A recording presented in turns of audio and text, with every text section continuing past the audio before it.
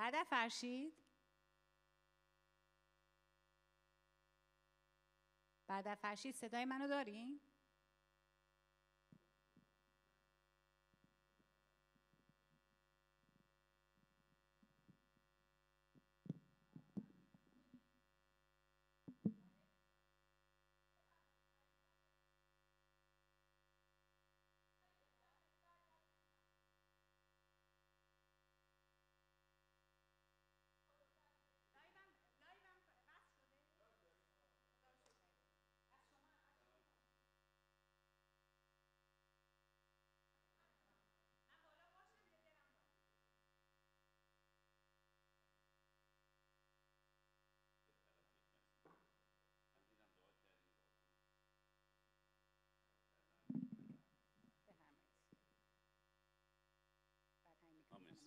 مرسی.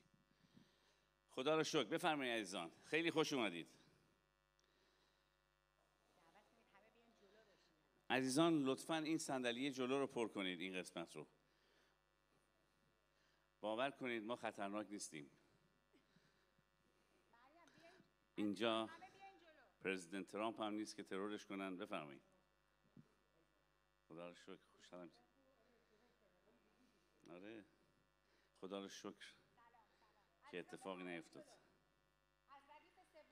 بفرمایید عزیزان، خیلی خوش اومدید.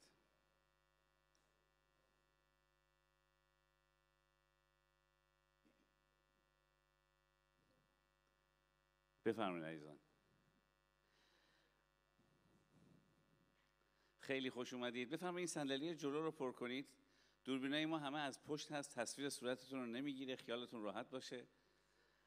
Welcome, kom naar voren. De eerste rij voor maken, broeder Theo, kom. Welcome. خدا رو شکر برای این روز نو که خدا آفرید. اوکی، چون سالن بزرگ هست ما اگه متمرکز بشینیم واعظم راحت تره. معمولا یه جا رو میتونه نگاه کنه، صحبت کنه. اگه پخش و پلا بشینیم یکی باید این ور رو نگاه کنه، یکی اون ور. خدا رو شکر برای این روز نو که خدا آفرید. میخوایم که با هم دیگه نام خدا رو جلال بدیم. خوشحالیم که اینجا هستید. دوستانی که چند وقتی ندیدیمشون خیلی خوش اومدید. کسی هست برای بار اول در این جلسه شرکت میکنه؟ برای اولین بار؟ نداریم. اوکی، خدا رو شکر. شما ترجمه میکنین؟ برای این عزیزان ترجمه میکنین شما؟ اوکی، پس من میام خودم ترجمه میکنم. بعد من میام. Ik kom later voor jullie vertalen. Ja, ja, heel goed. Zij zeggen jullie hebben mooie apparatuur mee, telefoon. Dan kun je met de app vertalen. Nee? Oké, dan. Maar de preek wordt vertaald.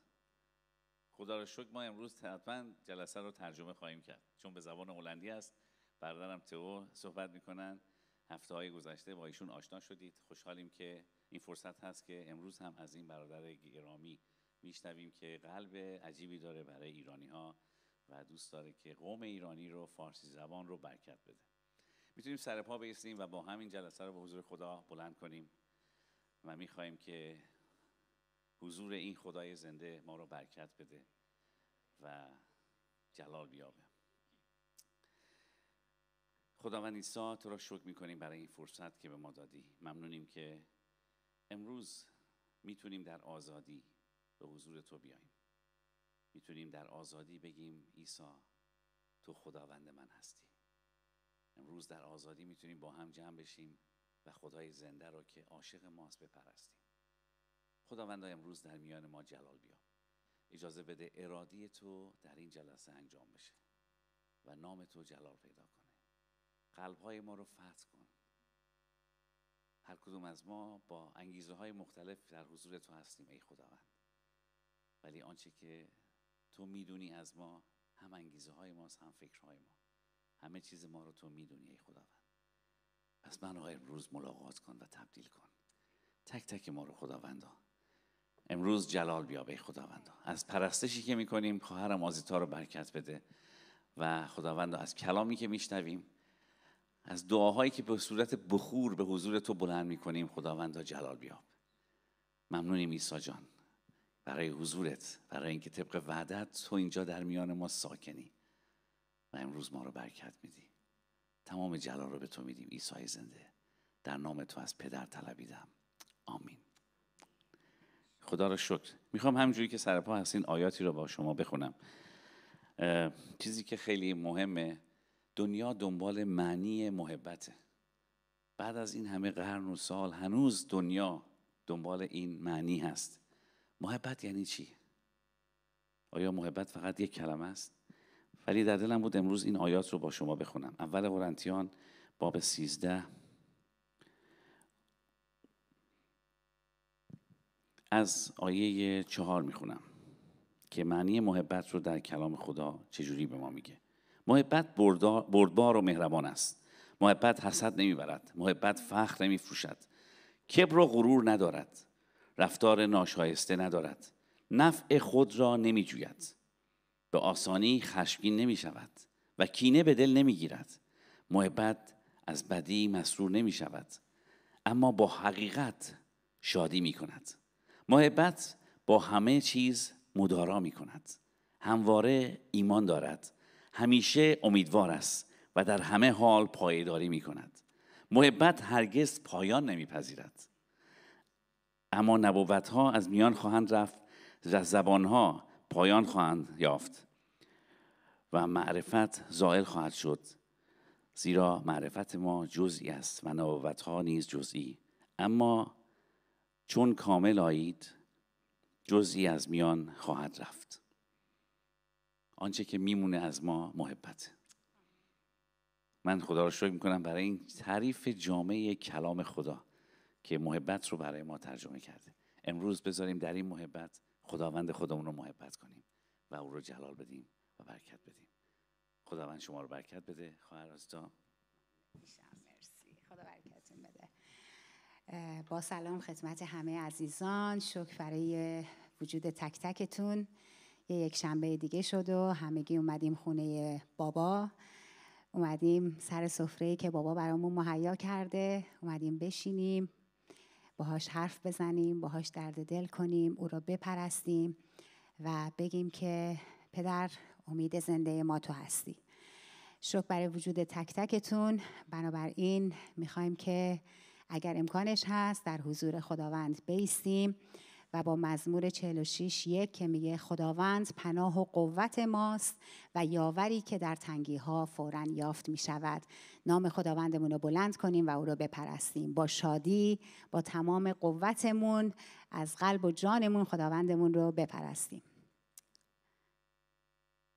شکر. هاللویا.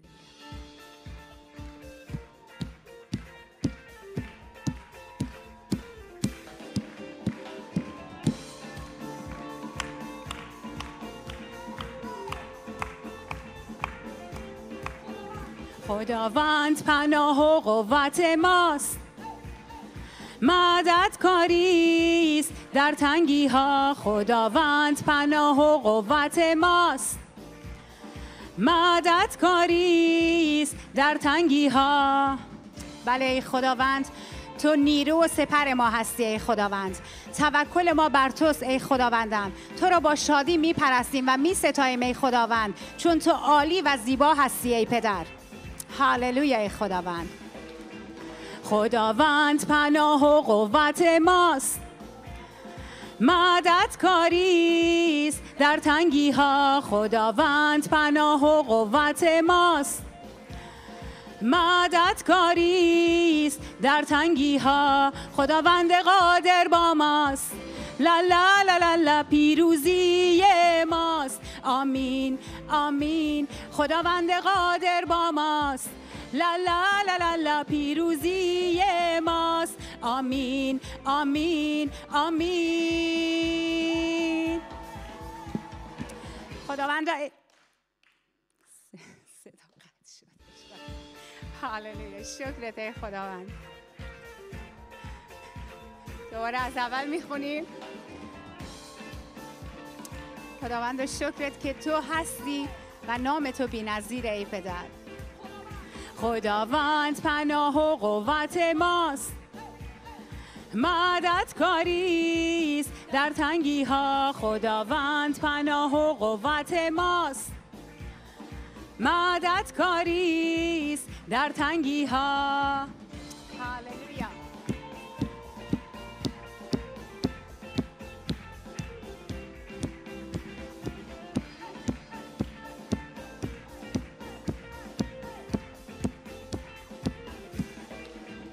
خداوند پناه و قوت ماست، مددکاریست در تنگی ها. خداوند پناه و قوت ماست، مددکاریست در تنگی ها. خداوند قادر با ماست، لا لا لا لا لا، پیروزی ماست. آمین آمین. خداوند قادر با ماست، لا لا لا لا لا، پیروزی ماست. آمین آمین آمین.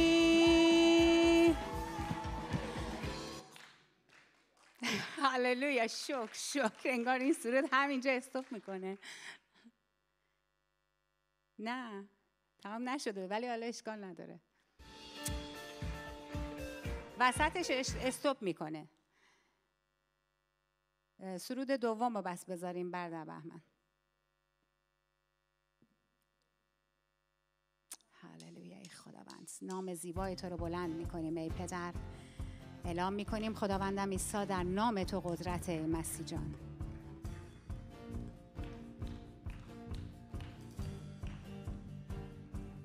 نام عیسی است ملجای ما، سایبان از طوفان، کمک در تنگی ها. نام عیسی است صخره امن، قلعه ابدی، امیدی مستحکم در ضعف‌ها، قدرت دهنده در سختی، نجات دهنده. در نام تو قدرت است، در نام تو قدرت است، در نام تو قدرت است، در نام تو قدرت است. اندر نام عیسی شفا و حیات است، زنجیرها فرو ریزند، هر زانو خم گردد، قلب‌ها به سر آیند، سرودهای آزادی در نام تو. ولی خداوند تو امید زنده ما هستی، تو سر و سرور ما هستی ای خداوند. شفا و آزادی در نزد توست ای پدر. اکوت تو بیاید و تمام خلقت نامت جلال دهند، در ضعف‌ها قدرت دهنده، در سختی نجات دهنده. در نام تو قدرت است، در نام تو قدرت است، در نام تو قدرت است، در نام تو قدرت است. اندر نام عیسی شفا و حیات است، زنجیرها فرو ریزند، هر زانو خم گردد، قلب‌ها به سر آیند، سرودهای آزادی در نام تو. بله خداوند ای پدر، نام تو عظیم ای خداوند، نام تو بهترین ای مسیح جان. تو رو شکرت میکنیم ای خدای زنده، خدای قادر، خداوندی که بودی و هستی و خواهی آمد، خداوندی که خداوند وقتی نام تو رو برمی افرازیم پدر، تو در اونجا حضور داری. خداوندا اعلام میکنیم که مشتاق تو هستیم ای پدر، مشتاق تو هستیم و تشنه حضور تو هستیم ای خداوند. بیا و پدر امروز ما را از حضور زیبای خودت پر بساز ای خداوند. بیا و امروز خداوندا در این مکان نام تو بلند کرده بشه ای خداوند و سرودها و پرستش‌های ما چون بخوری خوشبو به حضور تو برسه ای مسیح جان.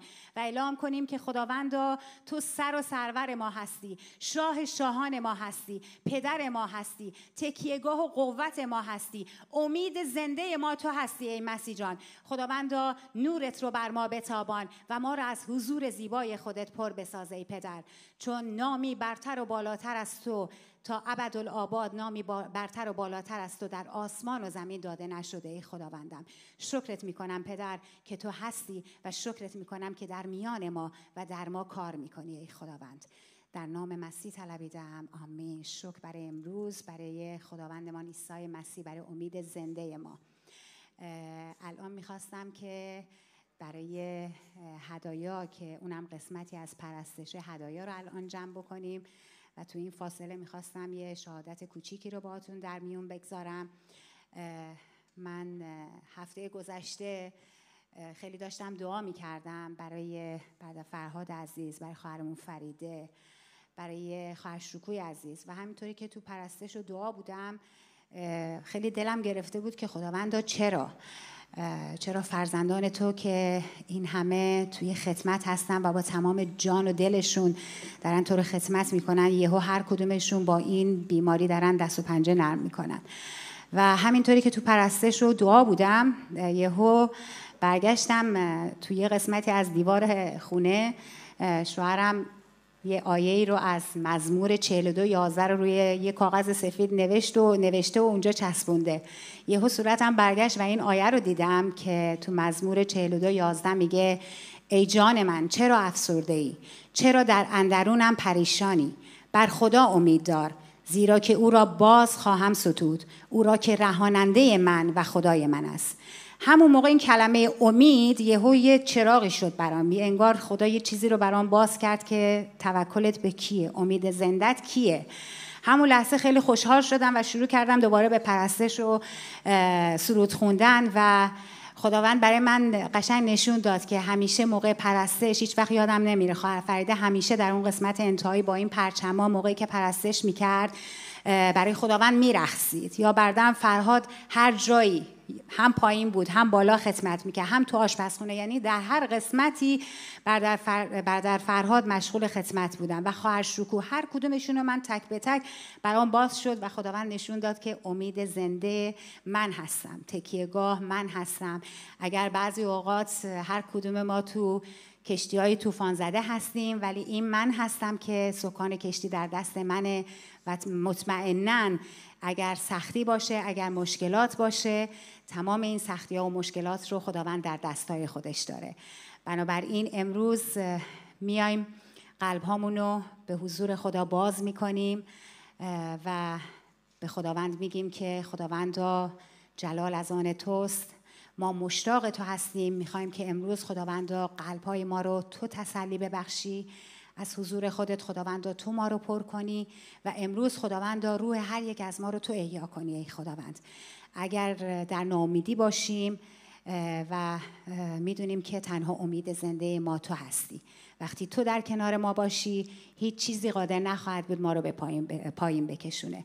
بنابراین با ایمان میستیم و خداوندمون رو میپرستیم و در بقیه پرستش نام خداوندمون رو بلند میکنیم.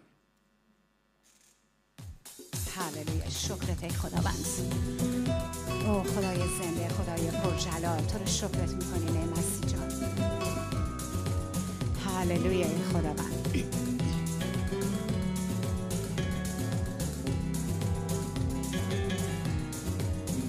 چنان که آهو برای نهرهای آب شدت اشتیاق دارد، همچنان ای خدا جان من اشتیاق شدید برای تو دارد.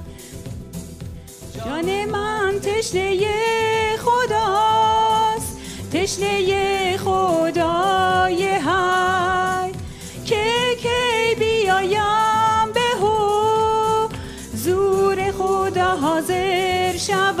چنان که آهو برای نهرهای آب شدت اشتیاق دارد، همچنان ای خدا جان من اشتیاق شدید برای تو دارد. بله خداوند، امید ما تو هستی، تکیهگاه ما تو هستی، رهاننده و دژ محکم ما تو هستی ای پدر. اعلام میکنیم ای خداوند و تو رو حمد میگیم ای پدر و با شادی نام تو رو برمی افرازیم ای خداوندم.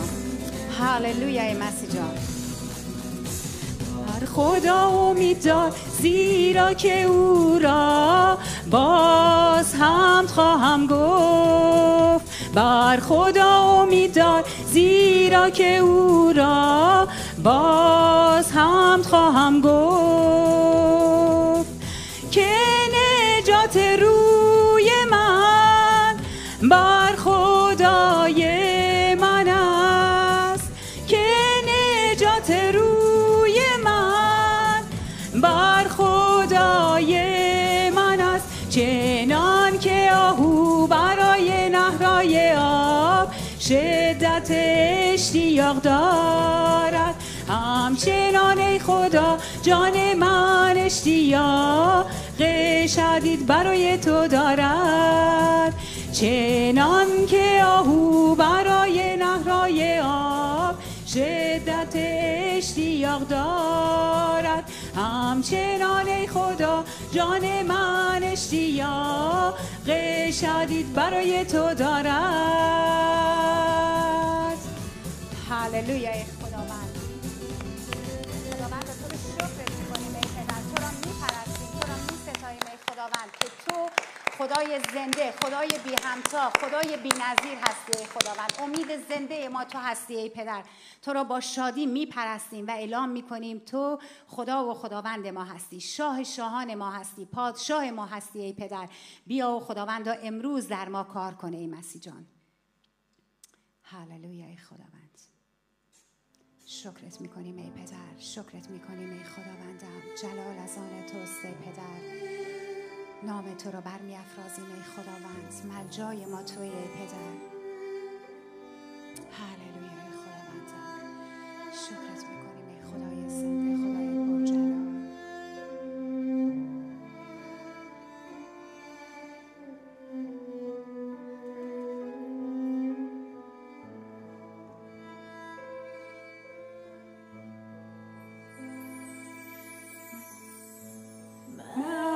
ملجای من تویی، مأوای من تویی. لبریز کن قلبم از سرود رهایی، امیدم بر توست. ملجای من تویی، مأوای من تویی. لبریز کن قلبم از سرود رهایی، امیدم بر توست. امیدم بر توست. ضعیف گوید قوی هستم، در تو ای خداوند. امیدم بر توست. امیدم بر توست. ضعیف گوید قوی هستم، در تو ای خداوند. امیدم بر توست. جای من تویی، مأوای من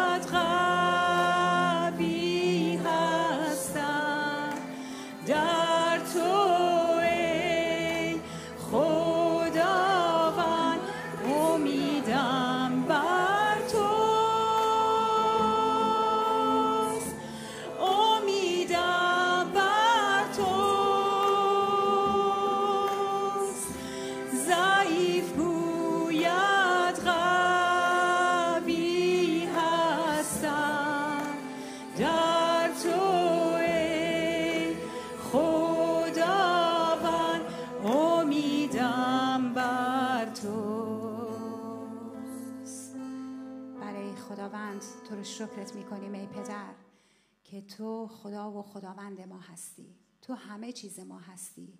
تو خداوند مهیا کننده. تو یهوه سبایوت، خداوند لشکرها هستی. خدای عالی و نیکو هستی. خداوندی که برای ما پیشا پیش می جنگی ای خداوند. تو رو شکرت میکنیم ای پدر. تو رو شکرت میکنیم که امید زنده ما تو هستی ای خداوند. خداوندا وقتی در سختی ها و مشکلات باشیم، خداوندا میدونیم که پناه و قوت ما تو هستی ای پدر. خداوندا تو هیچ وقت ما رو تنها نمیگذاری ای خداوند. خداوندا شکرت میکنیم برای حضور تو، برای اینکه خداوندا تو ما را عاشقانه دوست داری ای خداوند. برای اینکه خداوندا ما در تو پذیرفته شده هستیم. برای اینکه خداوندا ما فرزندان تو هستیم و تو پدر ما هستی. شکرت میکنیم برای اون آغوش گرم پدرانت که همیشه برای فرزندانت بازه ای خداوند. خداوندا هللویا گویان به قدسای تو داخل میشیم ای خداوند و نام زیبای تو رو بلند میکنیم ای خداوند و اعلام میکنیم خداوندا نامی برتر و بالاتر از تو در آسمان و زمین داده نشده ای پدر. تو زیبا هستی، تو عالی هستی، تو نیکو هستی ای خداوند. شکرت میکنیم برای محبت عظیم تو ای خداوندم که چقدر خداوندا خالصانه است ای پدر. خداوندا تو همیشه دست پرمهر و محبتت بر سر تک تک فرزندانت هست. امروز هم بیا ای خداوند از حضور زیبای خودت ما را پر بساز و نورت رو بر تک تک ما بتابان ای خداوند. شکرت میکنیم ای پدر. در نام قدوس عیسی مسیح پرستش هام رو چون بخوری خوشبو به حضور تو آوردیم ای پدر. شکرت میکنم. آمین. عزیزان یه چند لحظه الان سکوت میکنیم. خداوندمون رو پرستیدیم. میخوایم که صدای او رو بشنویم، ببینیم که برای هر یک از ما چه چیزی داره، چه پیغامی داره و میخوام که حتی اگر یک کلمه هم شده با صدای بلند این پیغام خداوند رو با بقیه در میون بگذارید.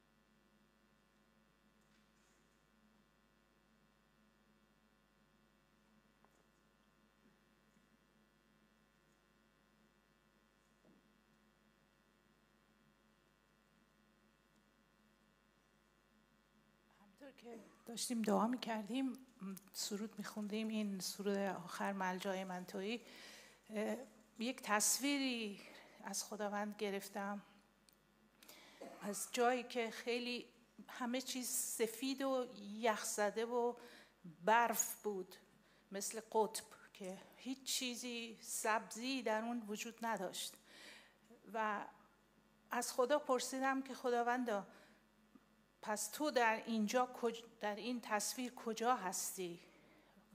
کجا میتونم تو رو ببینم؟ همه چیز سرد، همه چیز بدون امیده و تو میگی من امید شما هستم. و خداوند همون لحظه چشم منو انداخت روی یک کشتی یخشکن که گفت سوار این یخشکن بشید و نوک این یخشکن تیزه و همه یخها رو میشکنه و میره جلو و توی این یخشکن من بشینید و پاره میکنم یخها رو، پاره میکنم هرچی که سرد و مرده هستش و امید خودم رو میریزم. Ik zou het even vertalen voor jullie. Ik had een beeld tijdens dat laatste lied, dat ging over U bent mijn schuilplaats hier, dat lied is het. Van een beeld van ergens waar helemaal wit was, zoals Noordpool. Helemaal geen hoop, geen groen, alles was ijs en koud. En ik vroeg aan de Heer, waar bent u hier? Alles is koud en ijs en geen hoop. En de Heer liet me een ijsbreker zien en zei van, ik stap maar in die ijsbreker. Als je in die ijsbreker gaat zitten samen met mij, dan gaan we door het ijs, dan breken we door. En ik ben de doorbreker. En samen met mij ga je door en dwars door alles wat ijs en koud is. Amen, halleluja. هللویا هللویا. خداوند شکرت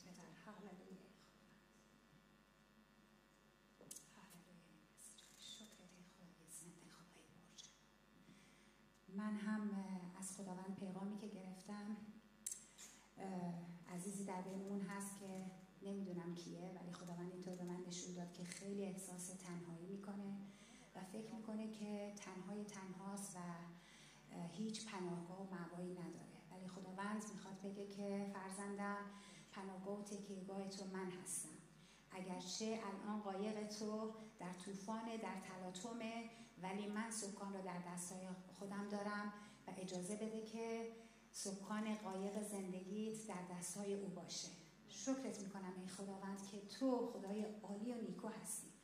خداوند تو همیشه در بدترین لحظات زندگی، خداوند تو پیش ما در حرکت بودی. من خودم بارها تجربه کردم ای خداوند که تو چقدر زیبا و عالی همه چی رو مهیا کردی، درست کردی ای خداوند. وقتی در زمانهایی که فکر میکردم تنهام، خدایا هیچ امیدی ندارم، پس تو کجای خداوند و تو امید زنده من شدی. تو برای من تکیهگاه شدی و همیشه گفتی آزیتا من هستم، من همه چیز تو هستم. هنوز هم بر همون کلام ایستادم که خداوند تو همه چیز من هستی. من عاشقانه تو رو دوست دارم ای خداوند، چون تو بهترین و عالی هستی. تنها کسی هستی که میشه به حضورش اومد، با او درد دل کرد، باهاش حرف زد و همیشه قلبش برای تک تک فرزندانش میتپه. شکرت میکنم پدر که تو عالی هستی ای مسیح جان. خداوندا باز هم امروز در میان ما کار کنه ای خداوندم. شکرت میکنم پدر. هللویا ای خداوند. او خدای زنده، خدای پرجلال. برادر بهمن اگر امکانش هست همین سرود ملجای من و قسمت اولش رو دوباره پخش کنیم و بخونیم با هم دیگه و خداوند رو یک بار دیگه اعلام کنیم که ملجای من توی. هللویا ای خداوند. شکرت میکنیم ای پدر. تو را میپرستیم، تو را میستاییم که تنها تو لایق هستی ای خداوندم. هللویا ای خداوند.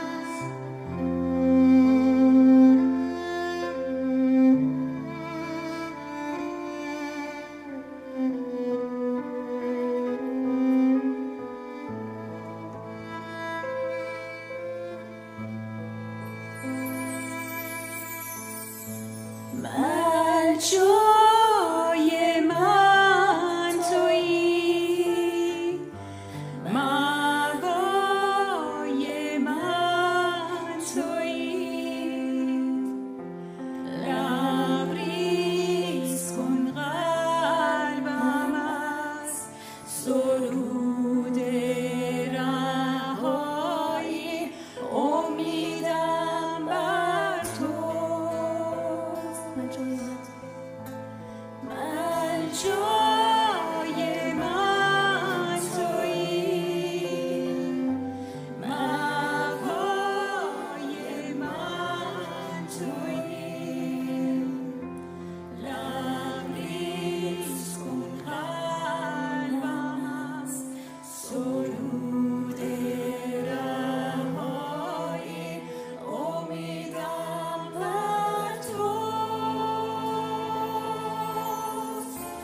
امیدم بر توست.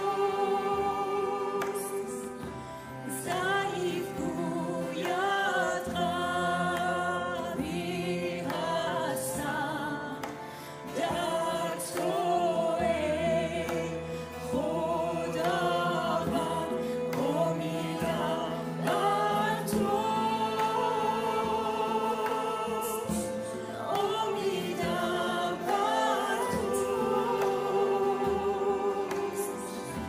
ضعیف گوید قوی هستم، در تو ای خداوند، امیدم بر توست. هللویا ای خداوند. شکرت میکنیم ای پدر.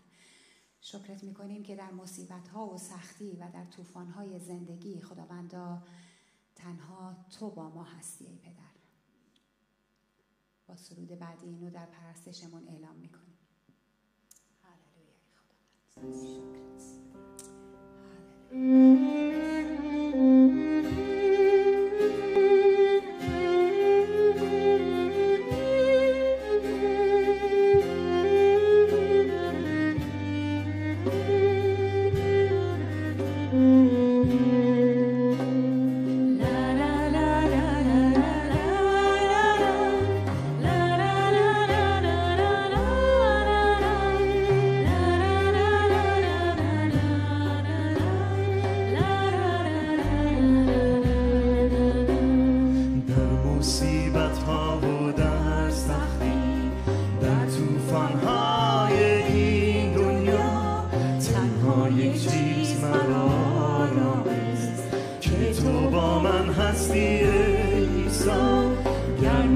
باشد مرا همدم.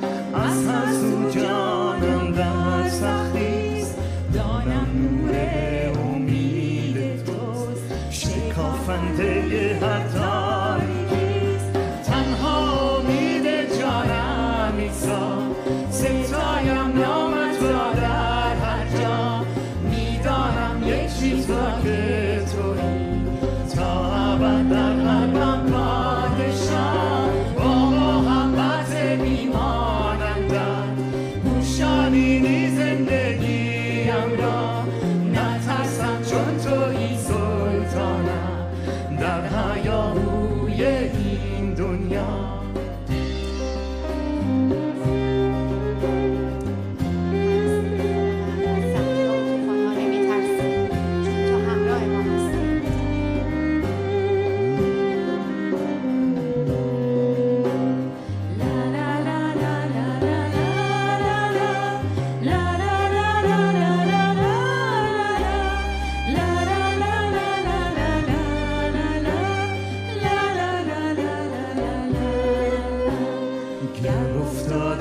که ایستاده، گر خموده ام یا سر بلند، این امانت توست ای عیسی، که گیرد دست من در هر وقت. چیزی ندارم بهرت دهم، جز این تن و جان خسته ام.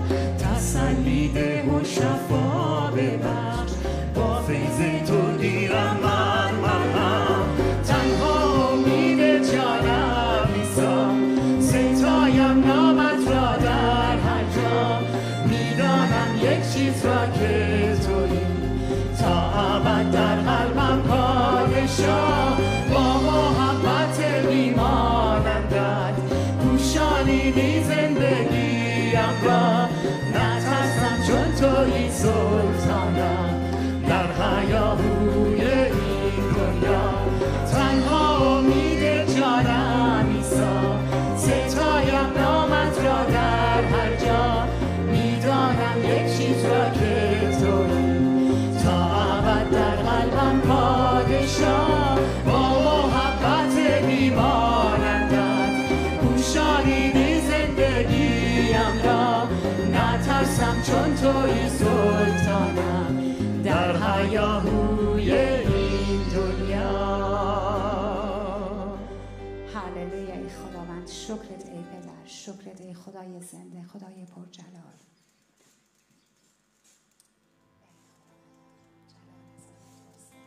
خداوند تو راست بود، هم اکنون فرسنگ‌ها دور می‌بینم. بله ای پدر. گرچه به تو ایمان دارم، اقرار می‌نمایم، سخت است دعا کنم.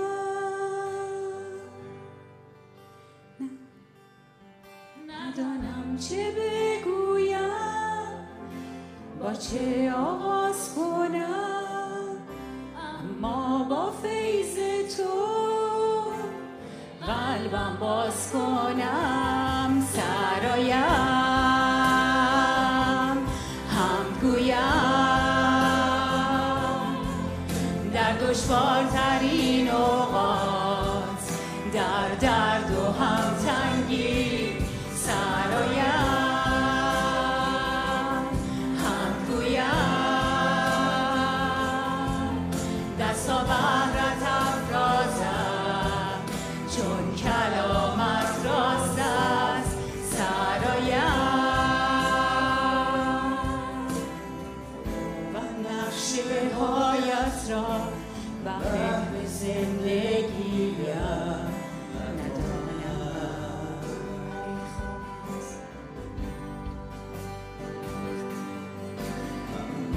چون جان دادی بهرم، اطمینان خدا عیسی بر تو نهم.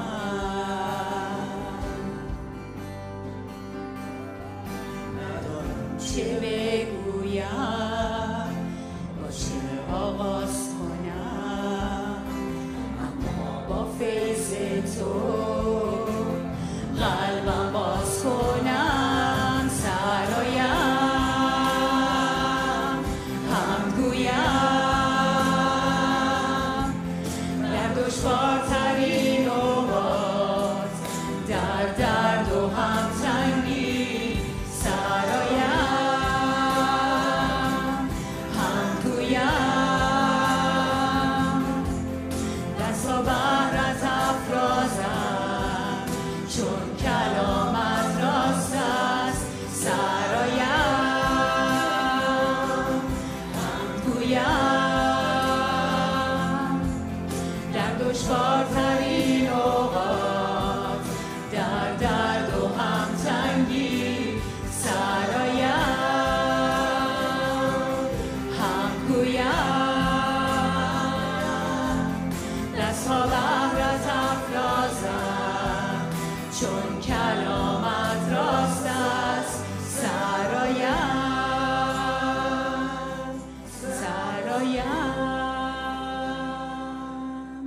هللویا ای خداوند. بله ای پدر، نام زیبای تو رو برمی‌افرازیم ای خداوند. نام تو رو بلند می‌کنیم ای قدوس اسرائیل، ای شاه شاهان، ای رب الارباب که بود و نبود ما تو هستی ای خداوند. اول و آخر تو هستی ای پدر. تو زیبا هستی ای خداوند. تو محبوب جان ما هستی ای خداوند. تو شاه شاهان ما هستی ای پدر. نام زیبای تو رو بلند می‌کنیم ای خداوند و اعلام می‌کنیم ای خداوندا در سختی‌ها، در مشکلات، در لحظاتی که خیلی سخت خداوندا، تکیهگاه ما به توست. دژی محکم‌تر از تو وجود نداره ای خداوند. خداوندا اجازه بده که از کلام تو خداوندا هر روز سیراب بشیم ای خداوند. خداوندا تشنگی، خداوندا با تشنگی به حضور تو بیایم و روی تو رو بطلبیم ای خداوند و از کلام تو بشنویم و از کلام تو خداوندا یاد بگیریم و در زندگیامون خداوندا از اون استفاده کنیم. تو رو شکرت میکنم ای پدر که تو همیشه هستی، با ما هستی، در ما هستی و خداوندا هر لحظه تو رو صدا کنیم پدر، تو پیشا پیش ما در حرکت هستی. شکرت میکنم برای این محبت عظیمت، برای این فیضی که نثار ما کردی ای پدر. در نام قدوس عیسی مسیح بقیه جلسه رو به دستای مبارک تو میسپاریم ای پدر. در نام مسیح طلبیدم، آمین. بعد فرشید بفرمایید.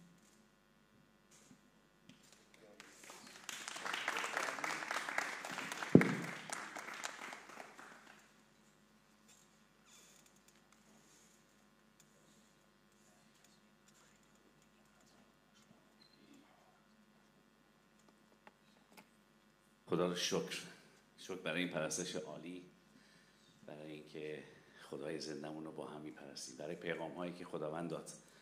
واقعا شکر. امیدوارم که با این پیغام ها هر کدوم از ما اون بار قلبی رو دریافت کنیم و این صندلی های خالی رو پر کنیم و افراد رو بهشون بگیم که اینجا امید هست، اون جایی که باید امید رو دریافت کنن، اون جایی که محبت رو، شادی رو در حضور خداست. خدا رو شکر. خوشحالم که این هفتم از برادرمون تئو پیغام انجیل رو میشنویم. خدا رو شکر برای میشینید تشویق کنیم برادرم تئو رو. خدا رو شکر. قبل از اینکه بیام بالا میخوایم برای هدایا دعا کنیم و سوال میکنم برادرم تئو بیاد اینجا با هم دیگه دعا کنیم. Ik vraag u dat u komt. Wij gaan ook voor collecte bieden en dan voor u ook de zegening vragen. En بهمن kom ook. بهمن عزیز ترجمه میکنه، تشویقشون کنیم. بله، خدا رو شکر. خدا رو شکر که خداوند کلیساشو تجهیز میکنه به افراد مختلف، به معلمین، شبانان. دعا کنید که خداوند این کلیسا رو واقعا بنیادی تجهیز کنه که بتونیم کارهای بزرگ انجام بدیم. این کلیسا تاریخچه بزرگی داره، زیادی بلندی داره و ثمرات زیادی، ولی این ثمرات حرکت میکنن. اینجا من بهش میگم فرودگاه، میشینن و بعد پرواز میکنن. امیدواریم که این فرودگاه تبدیل بشه به یک فرودگاه اینترنشنال، ولی در جای خودش هم بمونن و رشد کنن افراد و خدمت کنن. با هم دعا کنیم. فیخان ایست فور کلکت بیده اندام فور. برای هدایا دعا میکنیم. خداوند عیسی تو را شکر میکنیم برای اینکه ما رو سهیم میکنی در ارادت، در اینکه تو ما رو شریک قرار میدی که خداوندا در آفرینش تو سهیم باشیم.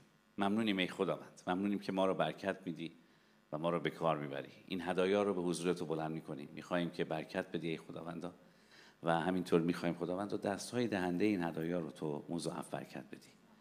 خداوندا تو همیشه به فراوانی به ما داده ای، سرپر لبریز به ما میدی.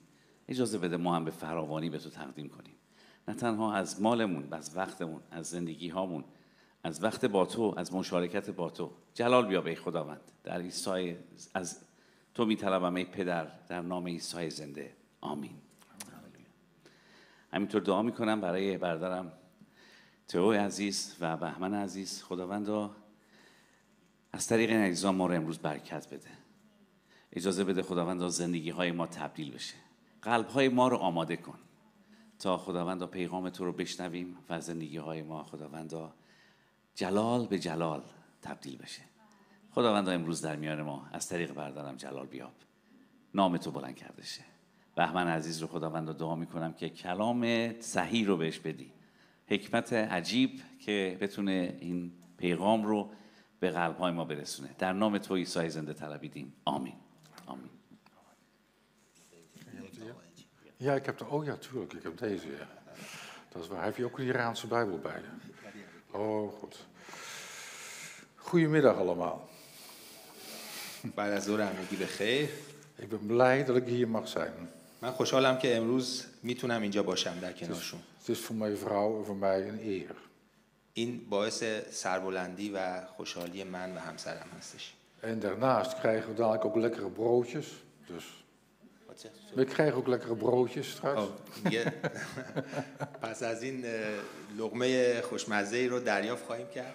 Dus dat is allemaal goed. پس بنابراین همه چی خوبه. Hoe kunnen wij leren over God? چطور میتونیم Over God. چطور میتونیم در مورد خداوند مطلب یاد بگیریم؟ We gaan de Bijbel lezen. میریم که کلام خداوند رو بخونیم ازش. Uit het Evangelie van Johannes. در انجیل یوحنا hoofdstuk 11. باب 11 vers 1 آیه 1 tot en met 46. 1 تا 46. Dat is een heel gedeelte, maar lees rustig voor, want de Bijbel is het belangrijkste. آروم میخونیم چون که کلام خدا مهمترینه. مردی ایلازر نام بیمار بود. عنوانش از بیماری و مرگ ایلازر. مردی ایلازر نام بیمار بود. او از مردمان بیت عنیا دهکده مریم و خواهرش مارتا بود. مریم همان زنی بود که خداوند را با عطر تطهین کرد و با گیسوانش پاهای او را خشک نمود. اینک برادرش ایلازر بیمار شده بود. پس خواهران ایلازر برای عیسی پیغام فرستاده گفتند: سرور ما، دوست عزیزت بیمار است. عیسی چون این خبر را شنید گفت: این بیماری به مرگ ختم نمی شود، بلکه برای تجلیل خداست، تا پسر خدا به واسطه آن جلال یابد. عیسی مارتا و خواهرش و ایلازر را دوست می داشت. پس چون شنید که ایلازر بیمار است، 2 روز دیگر در جایی که بود ماند. سپس به شاگردان خود گفت: بیایید باز به یهودیه برویم. شاگردانش گفتند: استاد، دیری نمی‌گذرد که یهودیان می‌خواستند سنگسارت کنند و تو باز می‌خواهی بدانجا بروی؟ عیسی پاسخ داد: مگر روز 12 ساعت نیست؟ آنکه در روز راه رود نمی‌لغزد، زیرا نور این جهان را می‌بیند. اما آنکه در شب راه رود خواهد لغزید، زیرا نوری ندارد. پس از این سخنان بدانها گفت: دوست ما ایلازر خفته است، اما میروم تا بیدارش کنم. پس شاگردان به او گفتند: سرور ما، اگر خفته است بهبود خواهد یافت. اما عیسی از مرگ او سخن میگفت، حالان که شاگردان گمان میکردند به خواب او اشاره میکند. آنگاه عیسی آشکارا به آنان گفت: ایلازر مرده است و به خاطر شما شادمانم که آنجا نبودم تا ایمان آورید، اما اکنون نزد او برویم.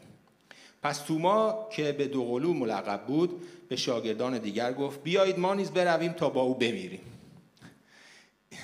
چون عیسی بدانجا رسید دریافت 4 روز است که ایلازر را در قبر نهادند.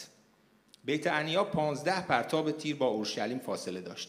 یهودیان بسیار نزد مریم و مارتا آمده بودند تا آنان را در مرگ برادرشان تسلی دهند. پس چون مارتا شنید که عیسی بدانجا می آید به استقبالش رفت، اما مریم در خانه ماند. مارتا به عیسی گفت سرورم اگر اینجا بودی برادرم نمی‌مرد. اما میدانم که همکنون نیز هرچه از خدا بخواهی به تو خواهد داد. عیسی به او گفت برادرت برخواهد خاست. مارتا به او گفت میدانم که در روز قیامت برخواهد خاست. عیسی گفت قیامت و حیات منم. آن که به من ایمان آورد حتی اگر بمیرد زنده خواهد شد و هر که زنده است و به من ایمان دارد به یقین تا به ابد نخواهد مرد. آیا این را باور می‌کنی؟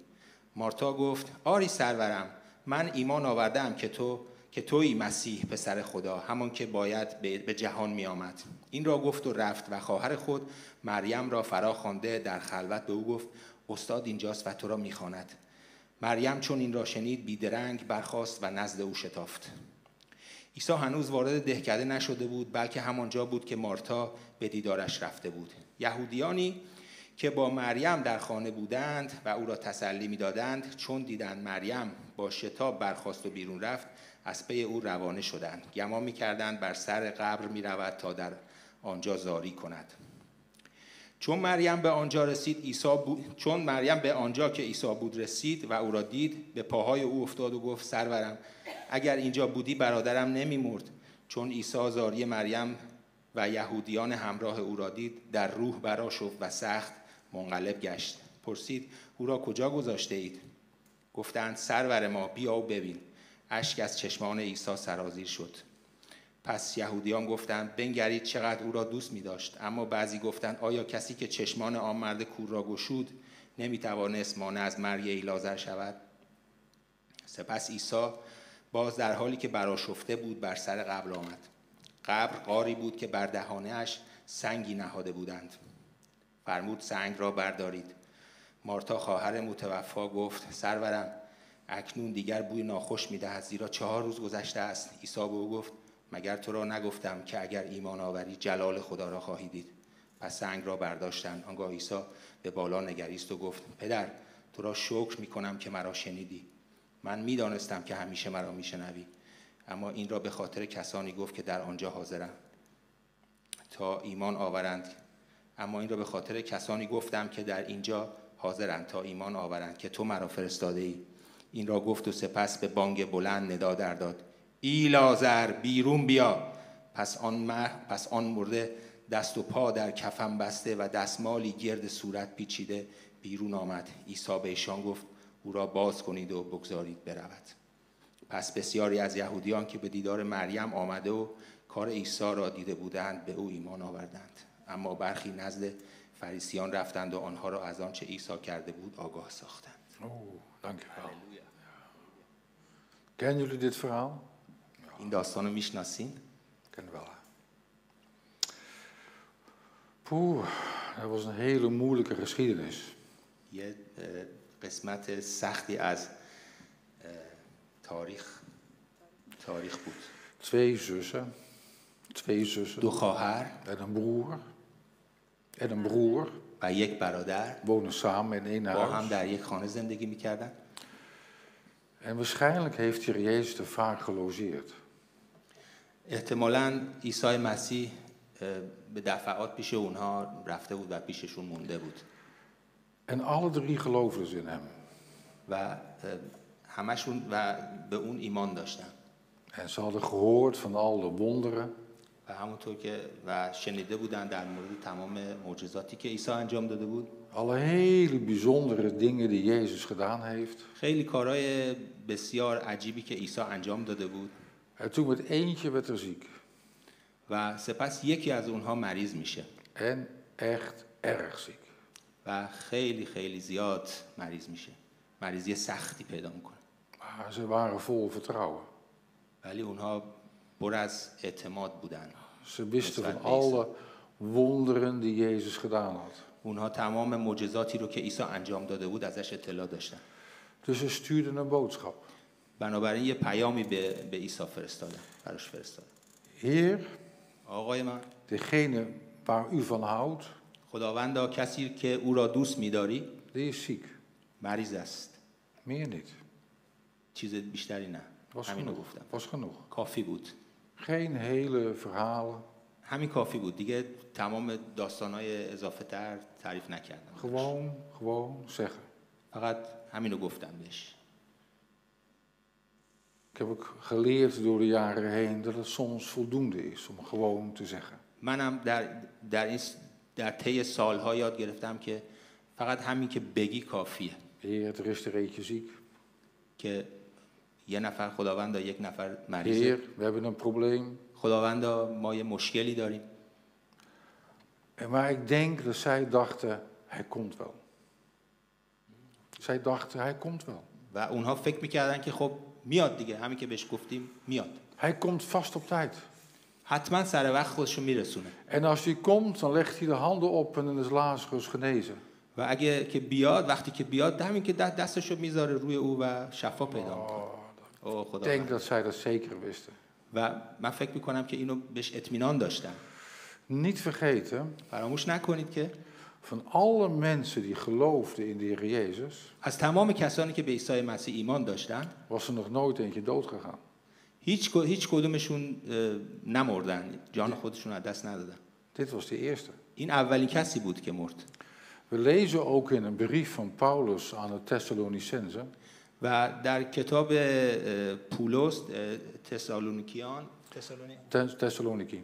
در تسالونیکیان میخونیم که Dat de mensen in Thessalonica het heel moeilijk vinden dat de christenen doodgingen.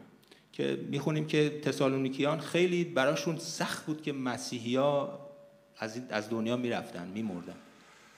Misschien is het voor jonge gelovigen heel moeilijk om te zien dat de christenen doodgaan. شاید برای کسانی که تازه ایمان آوردن، برای تازه ایمانان خیلی مشکل باشه که ببینن که مسیحیان میمیرن و از دنیا میرن. Dat is voor Hetty en mij niet zo moeilijk. برای هتی و من انقدری سخت نیست دیگه. Wij horen bij een kerk van 500 man. ما در کلیسای زندگی میکنیم که در کلیسایی هستیم که با 500 نفر عضو داره. En wij waren vanochtend in die kerk. و ما امروز صبح هم در این کلیسا بودیم. En afgelopen week zijn er 2 vrouwen gestorven. هفته پیش 2 تا از خانم ها اونجا جان Eén echt از دنیا رفت. één oude vrouw, heel ziek. یک خانم پیری که خیلی مریض بود. Maar één vrouw was helemaal niet zo oud. ولی یکیشون اصلا پیرم نبود. En die wilde nog heel graag veel dingen doen voor een ander. و او میخواست که خیلی چیزهای دیگه خیلی چیزها در دلش بود که برای دیگران انجام بده هنوز. Toch gestorven. ولی از دنیا رفت. با تمام این. En zij heeft gezegd, ik wil als ik gestorven ben, wil ik dat jullie een lied zingen. او گفتش که من دوست دارم که اگر که من مردم میخوام که شما یک سرودی برای من En ik بخونید. denk dat jullie het lied ook wel kennen. من فکر میکنم که شما هم اون سرود رو بشناسید. 10.000 redenen om te danken.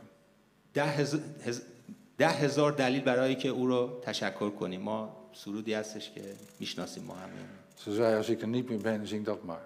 گفتش که اگر من نبودم این رو برای من بخونید. Snap je dat? متوجه میشین آیا؟ Voor deze vrouwen was het al moeilijk.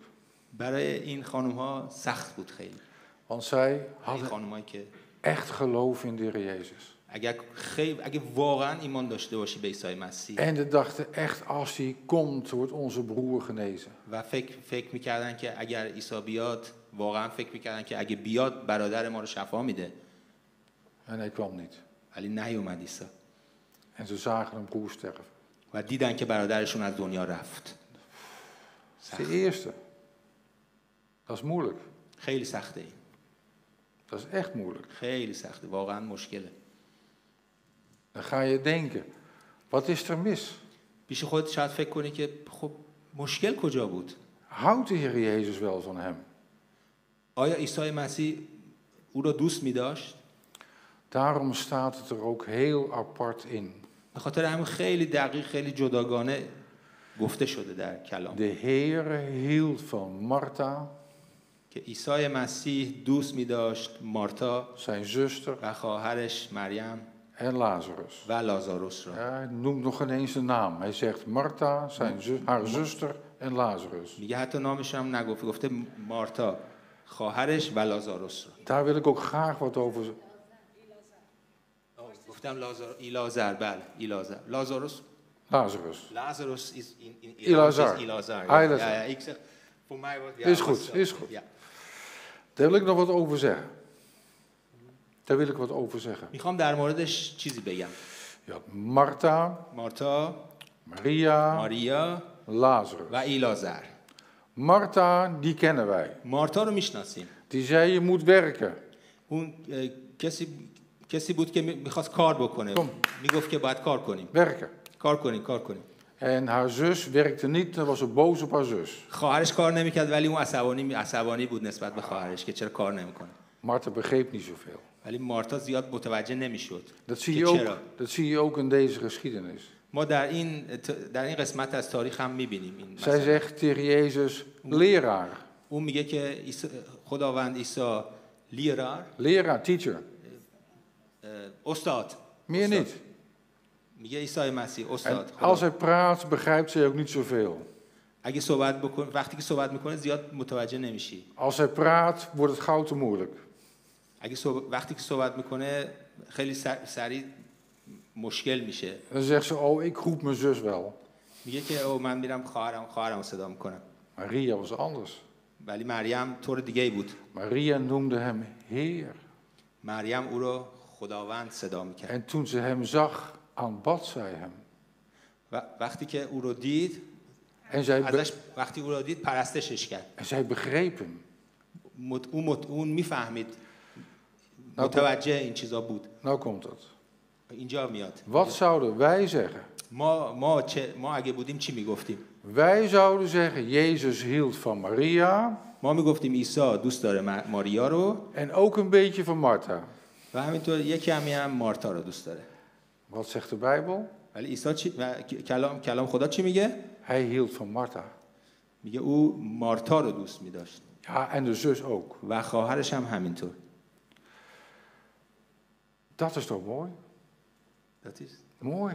این زیباست. Dus voor al die mensen برای تمام این اشخاص die zeggen ik begrijp niet zoveel, که میگن که من زیاد متوجه نمیشم. Het wordt me gauw te moeilijk. خیلی مشکل میشه. Laat mij maar in de keuken werken. Ik begrijp niet zoveel. Laat mij in de keuken werken. Ik begrijp niet zoveel. میگه که بذار من توی آشپزخونه کار کنم. من زیاد متوجه نمیشم. De Heer Jezus noemt jou het eerst. ولی عیسی مسیح تو رو به عنوان شخص اول تو رو صدا میکنه. Dat is mooi, hè? این زیباست نه؟ Het gaat er niet zo goed hoeveel wij hem begrijpen. به این مربوط نیستش که ما چقدر او رو درک میکنیم و میفهمیم. Hij kijkt naar ons. او به ما نگاه میکنه. En hij zegt ik hou van Martha. او ما رو مینگره و او میگه که من مارتا رو دوست دارم. Ja, en de zus ook. خواهرش هم همینطور. Maar dat weet ze wel. ولی اون میدونه خودش اینه. Martha wil ik even apart zeggen. ولی میخوام مارتا رو جداگانه ازش نام ببرم. Mooi, hè? زیباست نه؟ Maar Lazarus sterft. ولی لازاروس مرده الان. En Jezus zegt, dit is voor de eer van God. و عیسی میگه که این برای اینه که خداوند جلال پیدا بکنه. Kom, wij gaan. بیایم بریم. Wij gaan daar naartoe. بریم به اونجا. Maar het was vlak bij Jeruzalem. و اونجا بیتانیا نزدیک به اورشلیم بود. En dat was gevaarlijk. و اون خطرناک بود اونجا. Dus de discipelen zeiden, niet gaan, dat is gevaarlijk. رسولان گفتن که نریم اونجا خطرناکه. U gaat daar sterven. اونجا کشته میشی. Maar de Heer zei, ik weet wat ik doe. عیسی گفت من میدونم که چی کار میکنم. Ik weet precies wat ik doe. من دقیقاً میدونم که چه کار میکنم. Maar snap je het gevoel? متوجه این احساس میشین؟ De Heer Jezus ging zijn leven riskeren. عیسی مسیح جان خودش رو به خطر مینداخت. Om het leven te geven aan Lazarus. که به ایلازر جان بده. De Heer Jezus heeft zijn leven geriskeerd. جان خودش رو به خطر انداخت. Om leven te geven aan jou. که به شما حیات بده. Dat is wat? این چیزی هست برای شما. De Heer Jezus is gestorven. او درگذشت جان خود را داد. Om leven te geven aan jou. که به شما حیات رو بده. Hij wist wat hij deed. او میدونست که داره چیکار میکنه. Dat alleen al.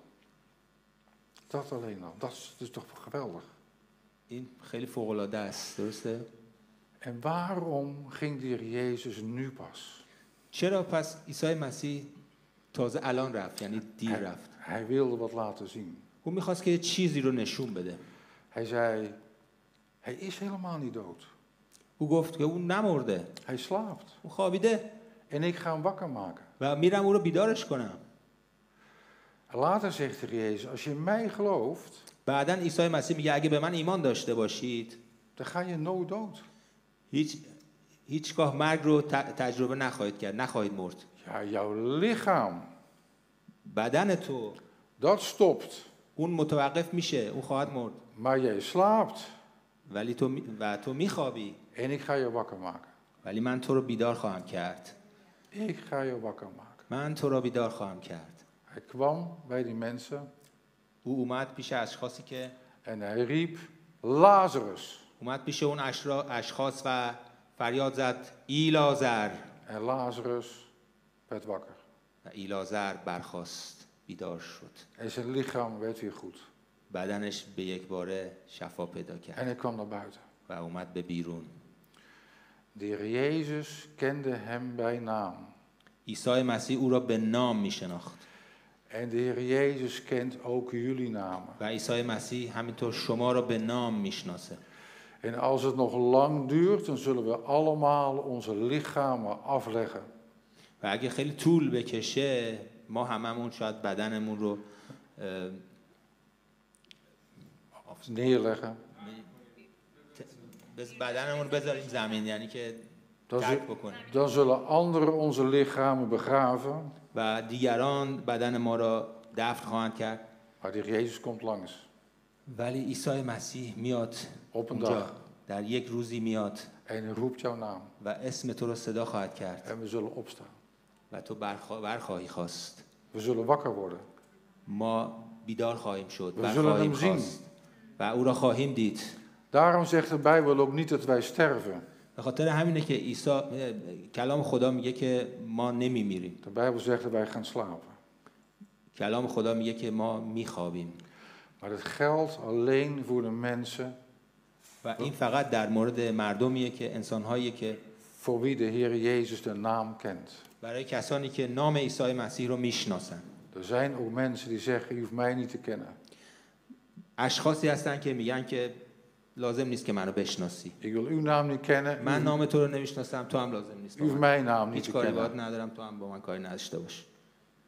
Die zullen niet geroepen worden. اونها فراخوانده نخواهند شد.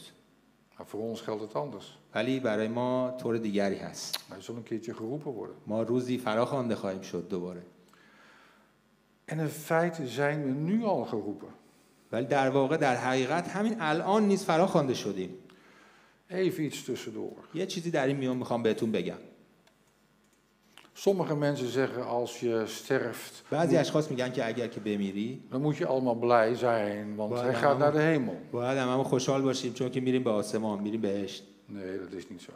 ولی اینطور نیست. Dat zien we hier bij de Heer Jezus. اینجا میبینیم که در عیسی مسیح میبینیم که De Heer Jezus huilde. که عیسی مسیح گریه میکنه. Hij huilde toen hij het verdriet van de zusters zag. اون گریست وقتی که غم و اندوه خواهرها رو دید.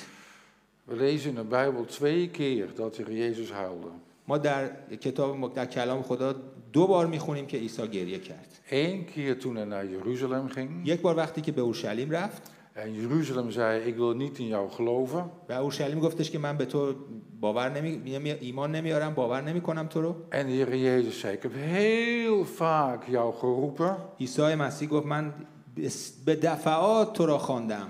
Heel vaak jou geroepen. به دفعات تو را خواندم. Maar je wil niet. ولی تو نمیخوای. Toen heeft de Heer Jezus گوش gehuild. نمیکنی. اونجا عیسی مسیح گریست. Gehuild. God heeft gehuild. برای بار اول اونجا گریست. خداوند گریه کرد. Hier ziet de Heer Jezus die zussen. اینجا هم عیسی میبینیم که 2 خواهر رو. En hij weet و او میدونه که dat hij Lazarus levend gaat maken. عیسی 2 خواهر رو دید و او میدونست که لازاروس را زنده خواهد کرد. Hij weet wat er gaat gebeuren. او میدونست که چه اتفاقی خواهد افتاد. Maar hij ziet het verdriet. Hij ziet het verdriet. و او غم و اندوه رو دید En hij huilt mee. و باهاشون گریه کرد به همراهشون. Ja, als wij iemand mogen begraven, وقتی که ما کسی رو میریم برای خاکسپاریش، dan mogen we verdriet hebben. ما میتونیم که غم و اندوه در دلمون باشه. Maar Paulus zegt, het is een ander verdriet dan dat van anderen. ولی پاولس گفتش که این نوعی غم غمش طوری بود که با غم‌های دیگران متفاوت بود. Want wij weten dat we hem terug zullen zien. به خاطر اینکه اون میدونست که We hem terug zullen zien. به خاطر اینکه ما میدونیم که اون رو دوباره باز خواهیم دید. Ik heb een heleboel begrafenissen gedaan. in من mijn خیلی مراسم خاکسپاری رو انجام دادم. leven. En er was altijd verdriet bij de kinderen. همیشه غم و اندوه در نزد بچه‌ها بود. Maar er waren ook veel mensen die zeiden, و خیلی انسان‌هایی بودن که میگفتن het is nu goed. دیگه الان کافیه، خوبه. Papa heeft geen pijn meer. بابا دیگه درد نداره. Papa heeft geen moeite meer. دیگه سختی نداره، مشکلی نیست. Papa is eindelijk waar hij zo graag wilde پاپا zijn. در نهایت رفته به آسمان، In de hemel. رفته در آسمان. Allebei. Verdriet هر دو، ناراحتی en zeg het is blij. و خوشحالی. Maar in feite is het nu al ook gebeurd. ولی حقیقتی که الان نیز اتفاق افتاده، Want de Bijbel zegt dat wij in Gods ogen dood waren.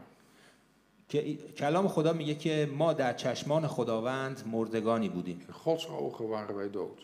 در چشم خدا، از دیدگاه خداوند ما مرده بودیم. En we zijn levend geworden. و ما زنده شدیم. Omdat er Jezus onze naam geroepen به heeft. خاطر اینکه عیسی مسیح نام ما را فراخوانده En gezegd heeft, kom uit het graf. و گفته که بیا از قبر بیرون. Nou wil ik nog wat zeggen. یه چیزی میخوام اینجا بگم. Alles wat in de Bijbel staat, heeft een betekenis. هر چیزی که در کلام خدا هستش یه معنی خاصی داره. Lazarus kwam naar buiten.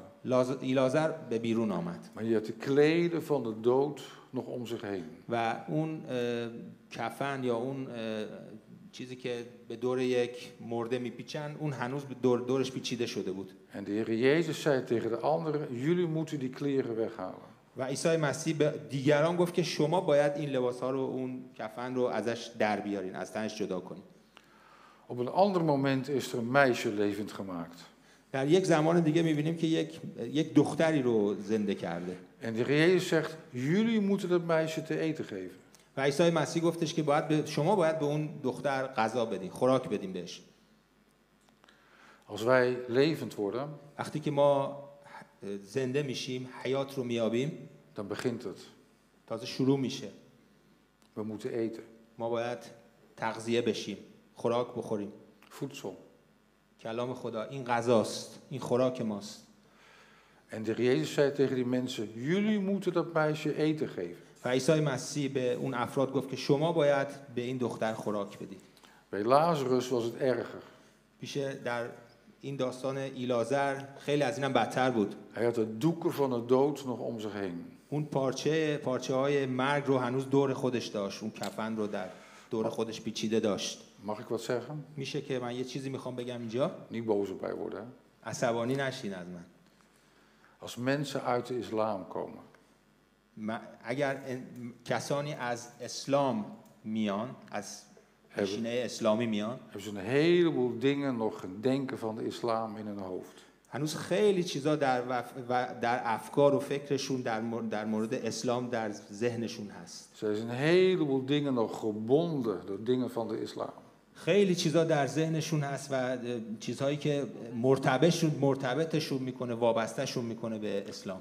En de Heer Jezus zegt, maak dat los. و عیسی مسیح میگه که جدا کنینش. Haal die tekenen van de dood weg. همه این نشانه های مرگ رو ازش دور کنین. Zodat de ander vrij kan lopen. به طوری که بتونه آزادانه راه بره. Vrij kan bewegen. آزادانه بتونه حرکت بکنه. Niet meer gebonden is door zijn verleden aan de islam. دیگه وصل و متصل نباشه به اون گذشته اسلامی خودش. Dat hij vrij kan zeggen, Vader. که آزادانه بتونه بگه پدر. Dat hij weet dat hij vergeven is. من میدونم که تو بخشیدی ما رو. Dat hij vrij geworden is. و ما آزاد هستیم. En dat is het proces. این یه پروسه‌ای هست. Dat is iets wat wij leren. یک روندی است. Dat moeten wij leren. که ما باید بیاموزیم. Dat gaat niet van één dag op de ander. یه دفعه‌ای اینطوری از یک دفعه انجام نمیشه. Dat is een proces. یک روندی هست. En anderen mogen ons daarbij helpen.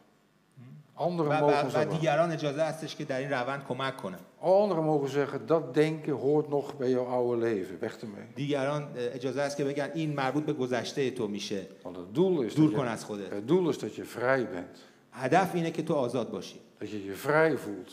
که تو خود را آزاد احساس کنی، Vrij in de ogen van God. آزاد در چشمان خداوند، Vrij om te handelen. Om te doen met je handen.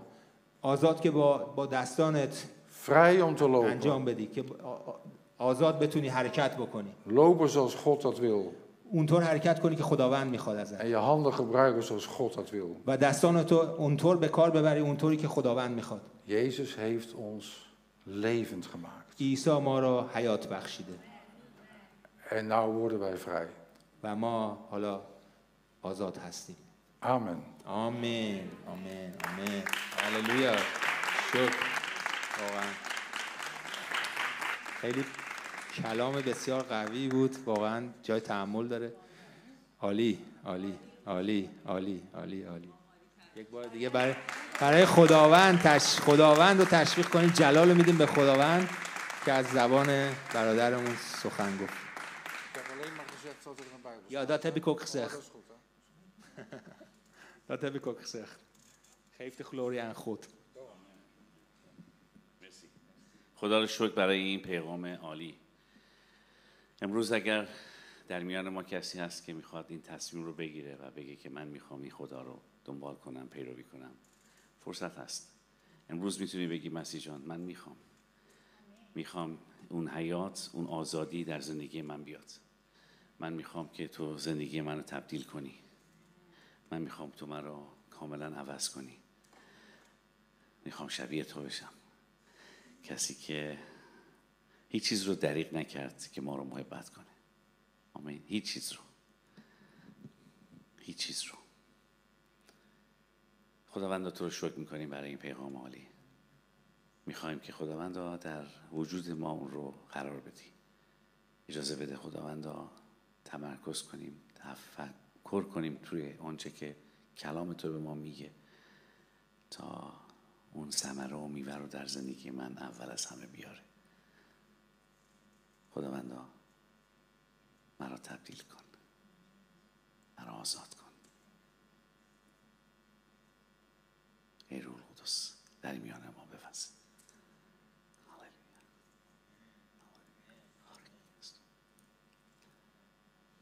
هاللویا.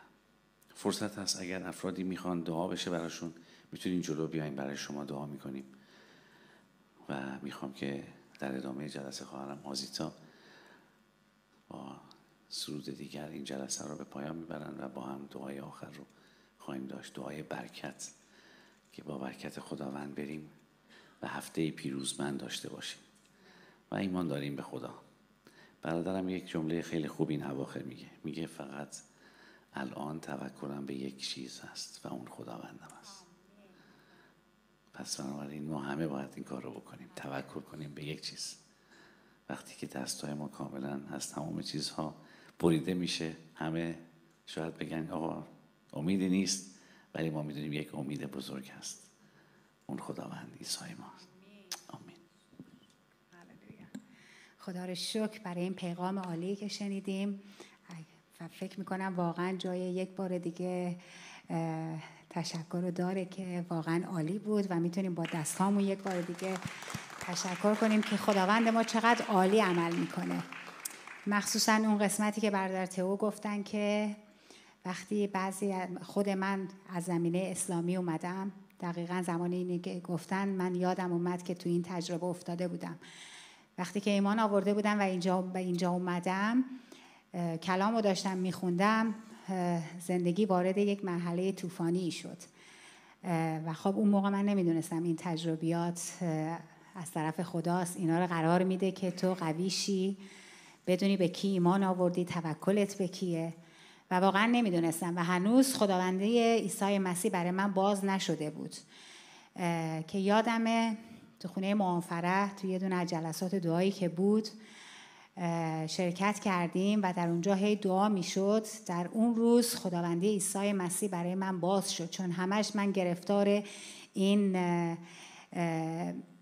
خرافات اسلام بودم که تو آره به مسیحیت ایمان آوردی، این مشکلات مال اونه، تو باید برگردی به اون چیزی که ایمان داشتی و خدا رو شکر که خداوند به موقع عمل کرد. خداوندی خداوند تو اون جلسه دعا برای من مشخص شد. حضور خدا ریخت، منو بلند کرد. سختی ها و مشکلات همیشه هست، ولی مهم اینه که ایمان ما به کی باشه، توکل ما به کی باشه. وقتی عیسی مسیح رو داشته باشیم، هر چیزی که پیش بیاد ایمان داریم که اون پیشا پیش ما در حرکته و همه رو هموار میکنه. با سرود بعدی هم خداوندمون رو میپرستیم و اعلام میکنیم که خداوندا در حضور دشمنانم پرستش تو سلاحمه و میدونیم که خداوند در آسمان با فرشتگانش برای ما بر روی زمین میجنگه.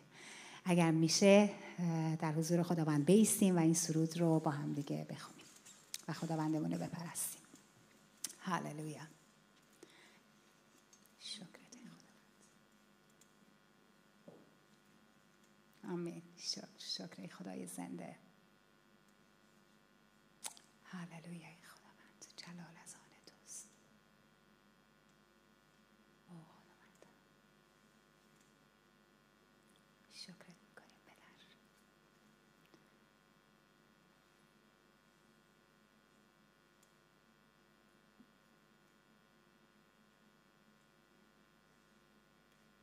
هاللویا. خداوند زنده. خداوند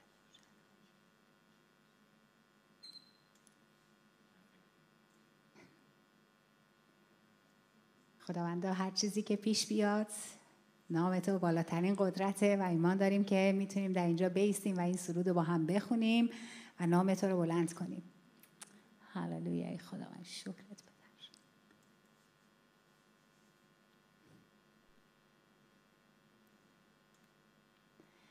و میخوام که در زمانی که این سرود رو میخوایم بخونیم هر کسی که نیاز به دعا داره لطفاً جلو تشریف بیارین. عزیزان هستن براتون دعا میکنم. بعد بهمن میشه یه مقدار صداشو ببرید بالا. برافرازم هاللویا در حضور دشمنانم. برافرازم هاللویا بلندتر از بی ایمانی.